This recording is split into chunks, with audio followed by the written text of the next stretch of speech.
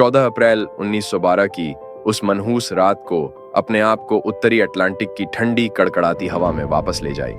भव्य Titanic की कल्पना करें, जो चांदनी आकाश के नीचे एक तैरता हुआ महल है जो अपनी पहली यात्रा पर निकल रहा है। यात्री दुनिया के अभिजात वर्ग और सपने देखने वालों का एक विविध मिश्रण जहाज के शानदार आलिंगन में आनंदित थे। लहरों के नीचे छिपे आसन्न विनाश से अनभिज्ञ थे। जैसे ही आधी रात करीब आई, जहाज बर्फीले पानी में सरक गया। उसके इंजन अंधेरे में धीरे धीरे गुनगुना रहे थे। चालक दल अपने कर्तव्यों में मेहनती उभरते हुए हिमखंड को पहचानने में विफल रहा, जो कि ठंडी खाई में छिपा हुआ एक प्राचीन राक्षस था। चंद्रमा की रोशनी शांत समुद्र पर नृत्य कर रही थी, जिससे विशाल जहाज के आगे बढ़ने पर शांति का भ्रम पैदा हो रहा था। सभी को पता नहीं, नियति के साथ टकराव आसन्न था। अचानक जहाज में गड़गड़ाहट की गड़गड़ाहट गूंज उठी। हिमशैल, एक मूक शत्रु, ने टाइटैनिक के पार्श्व भाग में एक घातक घाव कर दिया था। शक्तिशाली जहाज के हिलने से यात्री सदमे में आ गए। जल रेखा के नीचे अदृश्य हिमशैल की बर्फीली उंगलियों ने पतवार को जकड़ लिया, जिससे जहाज का दुखद भाग्य तय हो गया। दहशत तूफान की तरह फैल गई, जो भव्य गलियारों और भव्य केबिनों में फैल गई।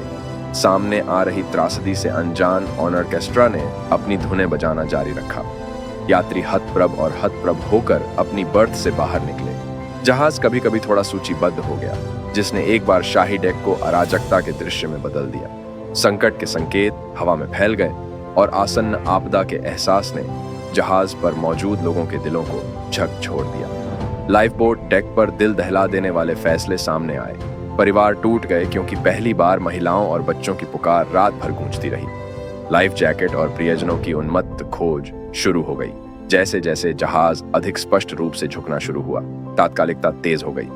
उपलब्ध जीवन रक्षक नौकाओं और जहाज पर आत्माओं की भारी संख्या के बीच असमानता दर्दनाक रूप से स्पष्ट हो गई। इसके बाद दुनिया टाइटैनिक आपदा की भयावहता से जूझ रही थी। पूछताछ और जांच से उस भयावह रात की घटनाओं के क्रम को उजागर करने की कोशिश की गई। वीरता और हानि की कहानियां इतिहास के पन्नों में अंकित होकर मानवीय लचीलेपन और अजेयता मानने के अहंकार का प्रमाण बन गई। जैसा कि हम इतिहास के आभासी डेक पर खड़े हैं, हम टाइटैनिक के डूबने को न केवल एक दुखद घटना के रूप में, बल्कि मानवीय अनुभव की एक जटिल टेपेस्ट्री के रूप में देखते हैं। उस रात की भव्यता और त्रासदी हमारी सामूहिक कल्पना को मोहित करती रहती है। हमें उत्तरी अटलांटिक के बर्फीले पानी में खोए हुए जीवन और सबक को याद करने के लिए प्रेरित करती है। टाइटैनिक की विरासत के प्रतिबिंब में हमें एक गहन कथा मिलती है, जो समय से परे है।